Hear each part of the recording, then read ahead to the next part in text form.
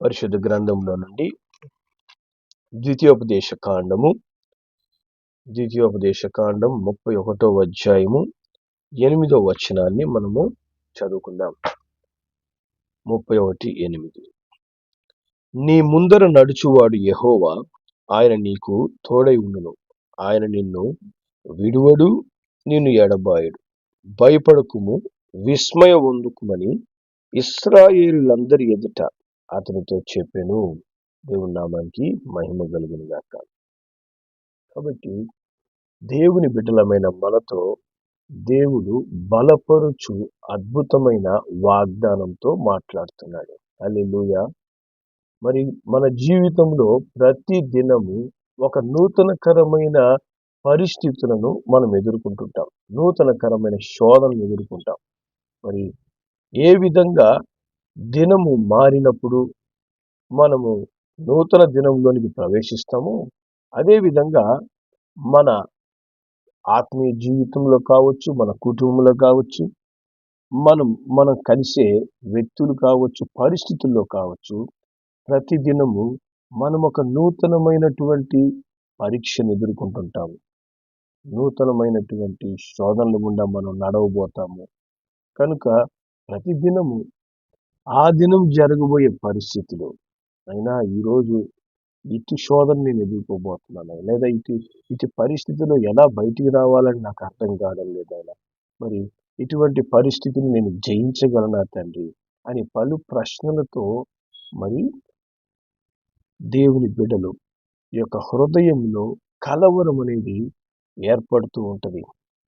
కానీ దేవుని బిడ్డలకు దేవుడిచ్చిన గొప్ప ధన్యత ఏంటి, గొప్ప ఆశీర్వాదం ఏంటంటే, నీ ముందర నీ దేవుడు నడుస్తాడు. హల్లెలూయా. దేవుని నామానికి మహిమ కలుగును గాక. నీ ముందర ఆయన నేను నడుస్తాను అని నీకు వాగ్దానం ఇస్తున్నాడు. నీ వెనకను, లేకపోతే నేను పిలిస్తే అప్పుడు నాకు అవకాశం ఉంటే నేను పలుకుతానో దేవుడు చెప్పడం లేదు. కానీ ప్రతిరోజు కూడా నేను నీ ముందు నడిచే దేవుడు, నీ ముందు నేను నడుస్తాను. హల్లెలూయా.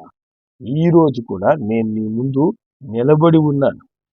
నేను నిన్ను నడిపించడానికి శక్తిమంతుడైన దేవుడను అని ప్రభువు మనకు వాగ్దానం ఇస్తున్నాడు. హల్లెలూయా. ఆయన నీ ముందు నడిచి నీకు తోడుగా ఉంటాడంట. దేవుని నామానికి మహిమ కలుగునుగా. ఆయన నీకు తోడై ఉండే దేవుడు. ఆయన నిన్ను విడిచిపెట్టేవాడు కాదు. హల్లెలూయా. మరి మాట ఇచ్చి మాట తప్పే దేవుడు కాదు. ఈరోజు నువ్వు ఎదుర్కొనే ప్రతి పరిస్థితిలో, అలాగే నీ జీవితకాలం అంతటా కూడా నువ్వు ఎదుర్కొనే ఎటువంటి పరిస్థితులైనా కూడా నీ ముందర నడిచేవాడు ప్రభు అయిన యేసుక్రీస్తు. హల్లెలూయా. ఆయన నీ ముందు నడిచి నిన్ను బలపరచడానికి అద్భుతమైన శక్తి కలిగిన వాడు. బలహీనమైన దేవుడు కాదు ఆయన. ఆయన అద్భుతమైన శక్తి మాత్రం. దేవుని నామానికి మహిమ కలిగిన గాక. మరి ఆయన నీతో చెప్తున్నటువంటి మాట ఏంటంటే, ఈరోజు నేను ఎలా నడవాలి, ఈరోజు నా పరిస్థితుల్లో నేను ఎలా ఎదుర్కోవాలి, మరి నన్ను బాధ పెట్టే ఈ మనుషులు, నన్ను దుఃఖపరిచే ఈ పరిస్థితులు ఏ విధంగా నా పరిస్థితులు మారుతాయంటే, దేవుడు అంటున్నాడు, నీ ముందు నేను నడుస్తున్నాను, నీకెందుకు బాధ, నువ్వెందుకు కలవరపడుతున్నావు, నీ ముందు నేను నడిచి నేనేం చేస్తాను, నీకు తోడై ఉంటాను. హల్లెలూయా. ఆయన నిన్ను ఎన్నడూ విడువడు, ఎడబాయడు. కనుక నువ్వు భయపడద్దు, విస్మయం ఉండొద్దు అంటున్నాడు. భయపడాల్సిన అవసరం లేదు. ఎందుకని? దేవుడు నీ ముందు నడుస్తున్నాడు.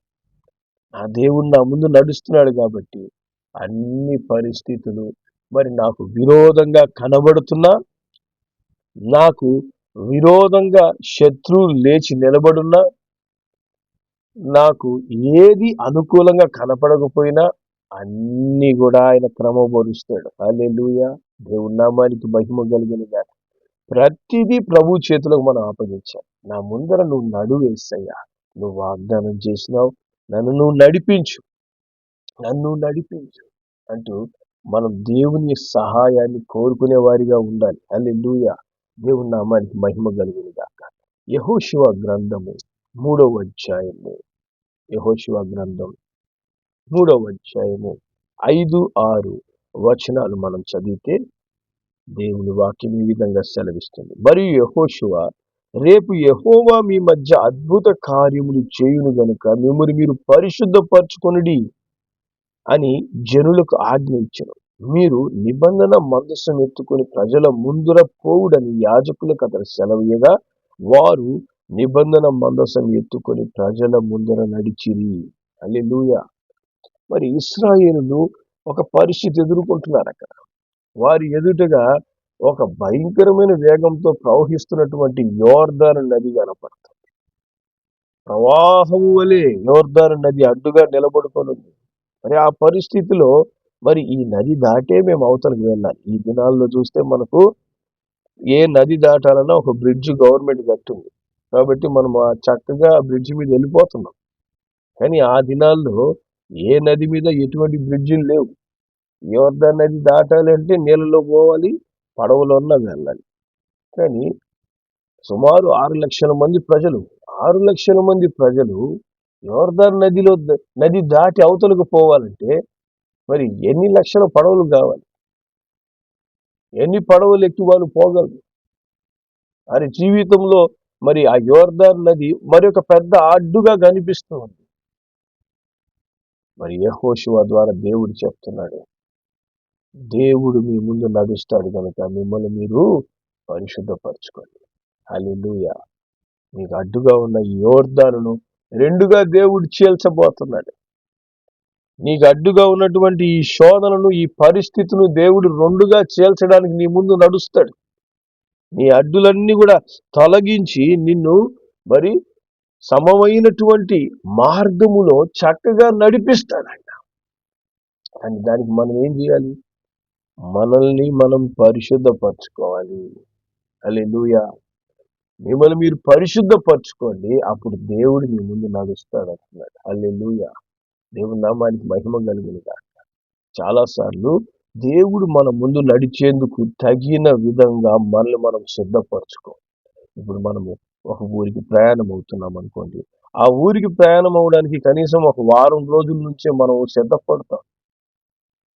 దానికోసం మనం అన్ని తగిన ఏర్పాట్లు చేసుకొని మరి ఎన్నో తంటాలు పడి మనం సమయానికి రెడీ అయిపోయేసి అన్ని రెడీ పెట్టుకున్న తర్వాత మన ప్రయాణం సజావుగా సాగుతుంది. మరి దేవునితో నీ ప్రయాణం అనేది జీవితకాలం అంతా సాగాలి, ఒకరోజు కాదు. దేవుడు ఎల్లప్పుడూ నీకు తోడై ఉండాలి. ప్రతి దినము దేవునితో నీ ప్రయాణం సాగాలి. హల్లెలూయా. ఈ అనుదిన ప్రయాణంలో మన దేవుని యొక్క తోడు లేదా మన దేవుడు నీతో నడవాలి అంటే దేవుడు మన దగ్గర కోరుకునేది ఏంటంటే ఒకటి ఏంటి? పరిశుద్ధత. హల్లెలూయా. దేవుని నామానికి మహిమ కలుగును గాక. మనల్ని మనం పరిశుద్ధపరచుకున్నప్పుడే ప్రభు మనకు ముందుగా నడుస్తాడు. ఎందుకని పరిశుద్ధతని దేవుడు ఎందుకు అడుగుతున్నాడు? చూడండి, లేవియా కాండము 11వ అధ్యాయము, లేవియా కాండము 11వ అధ్యాయము మరి 44వ వచనాన్ని మనం చదువుదాం. 44వ వచనం, నేను మీ దేవుడినైన యెహోవాను, నేను పరిశుద్ధుడను కనుక మీరు పరిశుద్ధులై ఉండునట్లు మిమ్మల్ని మీరు పరిశుద్ధపరచుకొనవాలి. హల్లెలూయా. మన దేవుడు ఎటువంటి వాడంట? ఆయన పరిశుద్ధుడు. ఆయన పరిశుద్ధుడు కనుకే ఆయన మనతో ఉండాలంటే మనం అపవిత్రులుగా ఉండకూడదు. పరిశుద్ధుడైన దేవుడు మన వెంట నడవాలి అంటే మనము పరిశుద్ధంగా ఉండాలంట. హల్లెలూయా. నేను పరిశుద్ధుడును గనుక మిమ్మల్ని మీరు పరిశుద్ధులుగా ఉండునట్లు పరిశుద్ధపరచుకోండి. హల్లెలూయా. దేవుని నామానికి మహిమ కలుగును గాక. ప్రతిరోజు మనల్ని మనం పరీక్షించుకోవాలి. మనం ఏ విధంగా మన యొక్క బాహ్య శరీరాన్ని పరిశుద్ధపరచుకోవడానికి ఏ విధంగా మనము అద్దం ముందు నిలబడి మనం బహుజాగ్రత్తగా మనల్ని మనం జాగ్రత్తగా అందంగా చక్కగా సిద్ధపరచుకుంటుంటామో, మన అంతరంగం అనేటువంటి అద్దమును మనం శుభ్రపరచుకోవాలి. మన అంతరంగంలో పరిశుద్ధతను దేవుడు చూస్తాడు. హల్లెలూయా. మనుషులు పై విషయాల్ని చూస్తారు కానీ దేవుడు నీ అంతరంగం శుద్ధంగా ఉండాలి. నీ అంతరంగాన్ని నువ్వు పరిశుద్ధంగా పెట్టుకొని ప్రభువుని నీ వెంట రావాలని కోరుకుంటున్నావా? హల్లెలూయా. నిన్ను పరిశుద్ధపరిచేది ఏంటి? ఎలా నీ యొక్క అంతరంగాన్ని పరుచుకోగలవు? నీ అంతరంగాన్ని పరిశుద్ధపరచుకోగలిగే మార్గం ఏంటి? మరి దేవుని వాక్యంలో ఎఫ్ఎస్సీలకు రాసిన పత్రిక 5వ అధ్యాయం, ఎఫ్ఎస్సి 5:25 నుంచి 27 వరకు మనం చదివితే ఇక్కడ వాక్యం చెప్తుంది, అటువలే క్రీస్తు కూడా సంఘమును ప్రేమించి అది కలంకమైన ముడతైన అట్టిది మర ఏదైనా లేక పరిశుద్ధమైనదిగా నిర్దోషమైనదిగాను మహిమగల సంఘముగాను ఆయన తన ఎదుట దాన్ని నిలబెట్టుకొనవలెనని వాక్యముతో ఉదక స్నానము చేత దాన్ని పవిత్రపరచి పరిశుద్ధపరచుటకై దాని కొరకు తను తాను అప్పగించుకున్నాడు. హల్లెలూయా. దేవుని నామానికి మహిమ కలుగును గాక. మనల్ని పరిశుద్ధపరిచి మనల్ని పవిత్రపరచడానికి ఏంటి మనకు ఉపయోగపడేది ఏంటి? దేవుని వాక్యం. హల్లెలూయా. మనలో కలంకము ముడత ఏది కనపడకుండా పరిశుద్ధంగా నిర్దోషముగా మహిమ కలిగిన వారముగా దేవుని మహిమతో నింపబడిన వారిగా నిలబెట్టడానికి దేవుడు ఏం చేశాడు? వాక్యముతో ఉదక స్నానం చేస్తాడంట. హల్లెలూయా. దేవుని వాక్యము నువ్వు చదివే కొలది, ధ్యానించే కొలది ఆ వాక్యం ఏం చేస్తుంది? నీ యొక్క హృదయాన్ని శుద్ధి చేస్తుంది, నీ అంతరంగాన్ని శుద్ధి చేస్తుంది.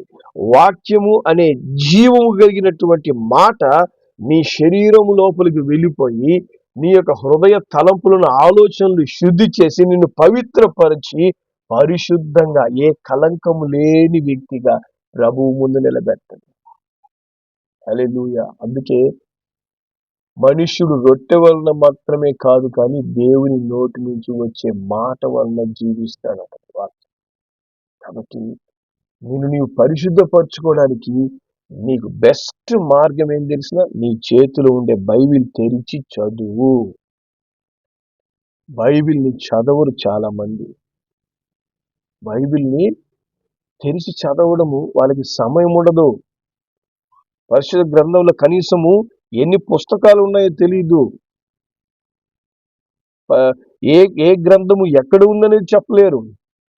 దేవుని వాక్యమును ఎప్పుడైతే నువ్వు శ్రద్ధగా చదువుతావో ఆ వాక్యం నిన్నేం చేస్తుంది? చదివే కొలది నిన్ను పరిశుద్ధపరుస్తుంది. నువ్వు పరిశుద్ధపరచబడే కొలది పరిశుద్ధమైన దేవుడు నీకు ముందుగా నడుస్తూ ఉంటాడు. హల్లెలూయా. పరిశుద్ధులైన దేవుడు నిన్ను నడిపిస్తూ ఉంటాడు. ప్రభు నామానికి మహిమ కలిగిన గాక. అట్టి వాక్యాన్ని ధ్యానిస్తున్నావా? నిన్ను పరిశుద్ధపరిచే దేవుని వాక్యానికి ఎంత సమయం ఇస్తున్నావు? ఎంత సమయము నువ్వు ఆసక్తి కలిగి దేవుని వాక్యాన్ని చదువుతూ ఉన్నావు? నీవు శారీరకమైన ఆహారము ఎలా ఆసక్తిగా తీసుకుంటావో దానికి లెక్కలేనన్ని రెట్లు అధికమైన ఆసక్తితో దేవుని వాక్యమును నువ్వు తీసుకుంటూ ఉండాలి. జీవాహారమైన వాక్యాన్ని నువ్వు తీసుకోవాలి. అప్పుడు నిన్ను ఆ వాక్యం పరిశుద్ధపరుస్తూ ఉంటుంది. ప్రతి వాక్యం ద్వారా ప్రభువు నీతో మాట్లాడతాడు. మాట్లాడి మనల్ని ఇంకా పవిత్రతలోనికి దేవుని వాక్యం నడిపిస్తుంది. హల్లెలూయా. దేవుని నామానికి మహిమ కలిగిన గాక. రెండోదిగా చూడండి, హెబ్రీలకు రాసిన పత్రిక 9వ అధ్యాయం, హెబ్రీ 9వ అధ్యాయం 14వ వాక్యం. హెబ్రీ 9:14.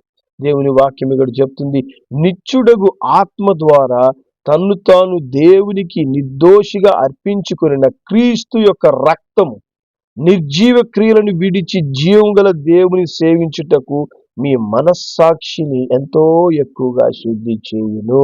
హల్లెలూయా. కాబట్టి యేసు రక్తముతో ఏం చేయాలంట? మన మనస్సును శుద్ధి చేసుకోవాలి. మన మనస్సును పరిశుద్ధపరచుకోవాలి. నీ మనస్సును శుద్ధి చేసి నీ అంతరంగాన్ని శుద్ధి చేయగలిగింది దేనికి ఆ శక్తి ఉంది? ఒక యేసు రక్తానికి. యేసయ్యా, నీ రక్తంతో నా హృదయాన్ని కడుగు తండ్రి. నా హృదయంలో మలినం, నా హృదయంలో చెడు ఆలోచనలు, నా హృదయంలో మంచి తలంపులు కలగడంలే. పరిశుద్ధపరచు, నన్ను పరిశుద్ధపరచు నాయన అంటూ ప్రభువుని నువ్వు వేడుకుంటూనే ఉండాలి. ఆయన రక్తము నీ మీద కారేంత వరకు, ఆ రక్తము నిన్ను కడిగేంత వరకు నువ్వు పరిశుద్ధపరచుకోవాలి. ఇట్టి పరిశుద్ధపరచుకునే అనుభవాన్ని ప్రతి దినము నువ్వు అనుభవించాలి. ప్రతి దినమును నువ్వు ఈ విధంగా ప్రారంభించాలి. వాక్యముతో దినాన్ని ప్రారంభించాలి. యేసు రక్తంతో నిన్ను కడుక్కొని ప్రారంభించుకోవాలి. హల్లెలూయా. అప్పుడు పరిశుద్ధుడైన దేవుడు నీకు ముందు నడుస్తాడు. నీకు ముందు నడిచి అన్ని సరిచేస్తాడు. హల్లెలూయా. నీ బలహీనతలను సరిచేస్తాడు, నీ వ్యాధిని సరిచేస్తాడు, నీకు విరోధంగా ఉన్న శత్రువుని సరిచేస్తాడు. నువ్వు ఎదుర్కొనే ప్రతి పోరాటంలో ప్రభువు నీకు తోడై ఉండి జయం అనుగ్రహిస్తాడు. హల్లెలూయా. దేవుని నామానికి మహిమ కలుగును గాక. అట్టి సిద్ధపాటు, అట్టి శుద్ధి చేసుకునే అనుభవాలు మనలో లేకపోతే ప్రభువు మన ముందు ఎలా నడుస్తాడు? మన జీవితంలో చాలాసార్లు మనం ఎందుకు పోరాటాలు ఎదుర్కొంటామంటే దేవుడిచ్చిన వాగ్దానాన్ని నెరవేర్చుకునే రీతిగా మనం సిద్ధపరచుకోము. మనల్ని మనము సిద్ధపరచుకోవాలి. అప్పుడే ప్రభువు మనకు తోడుగా ఉంటాడు. ప్రతి విషయానికి మనం సిద్ధపరచుకుంటుంటాం. ఇప్పుడు ఉద్యోగం వెళ్ళడానికి మనం జాగ్రత్తగా సిద్ధపడతాం, స్కూళ్ళకి వెళ్ళడానికి జాగ్రత్తగా సిద్ధపడతారు పిల్లలు. ప్రతి విషయానికి మనం సిద్ధపడతాం. అన్నిటికంటే ముఖ్యంగా సిద్ధపడాల్సింది దేనికోసము? దేవుడు మన ముందు నడవడానికి. ఆయన ఉంటేనే మనం దేనికి సిద్ధపడినా ఆయన ముందు నడిచి సమస్తాన్ని క్రమపరుస్తాడు.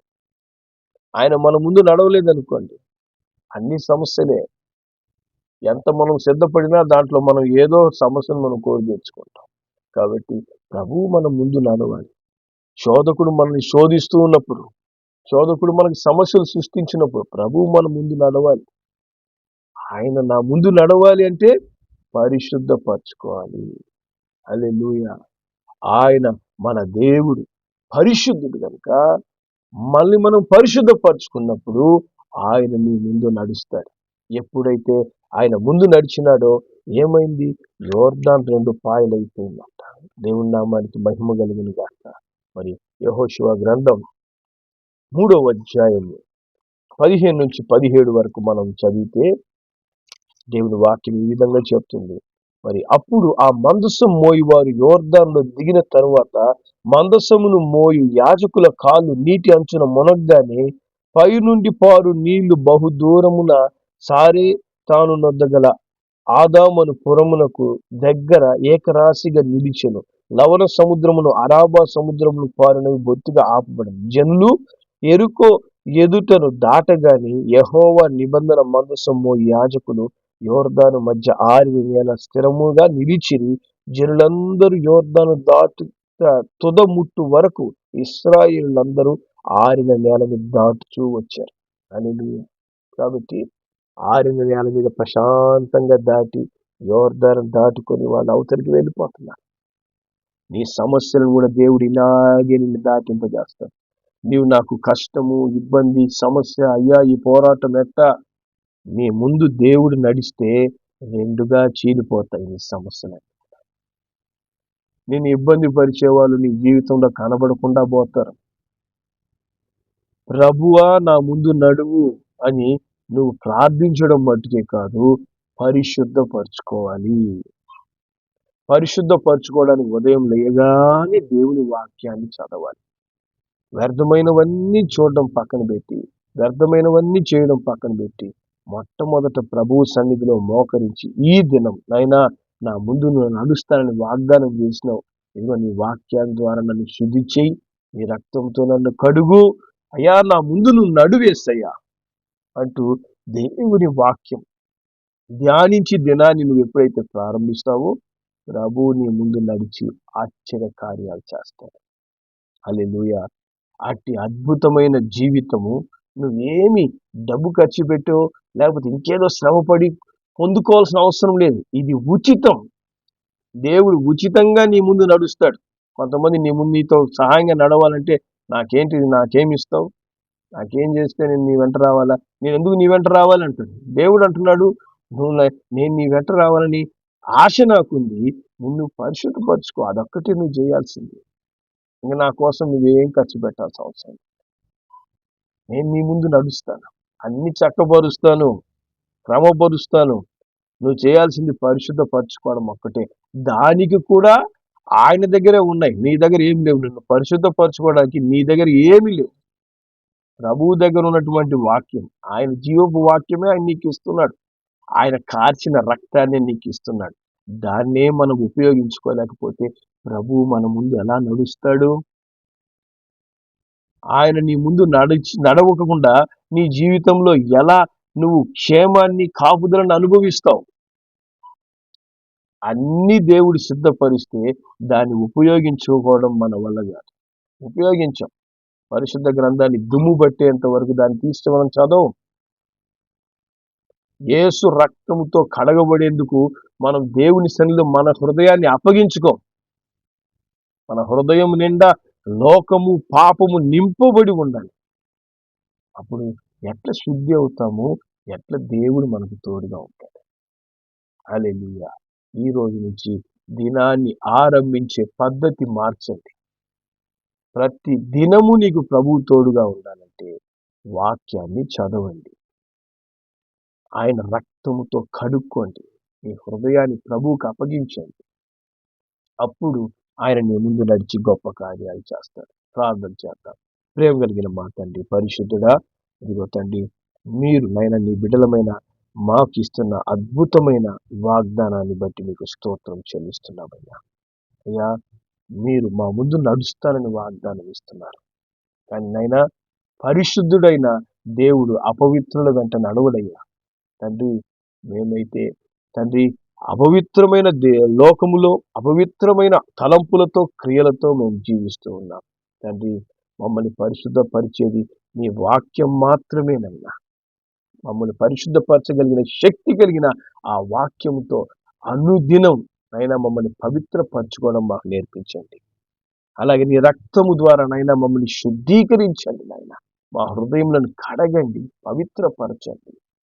పరిశుద్ధమైన దేవుని వెంట పరిశుద్ధులుగా మేము నడుస్తూ నైనా మాకున్న ప్రతి శోధన, ఆటంకం, ప్రతి శత్రు యొక్క తంత్రములను జయించి దాటుకొని ముందుకు పోయి నిన్ను ఘనపరిచే కృప మాకందరికి అనుగ్రహించమని, ప్రతి దినమునైనా ఇట్టి అనుభవంలో నడిచేందుకు మా కృప దయచేయమని యేసు నామములో ప్రార్థిస్తున్నాం తండ్రి. ఆమేన్.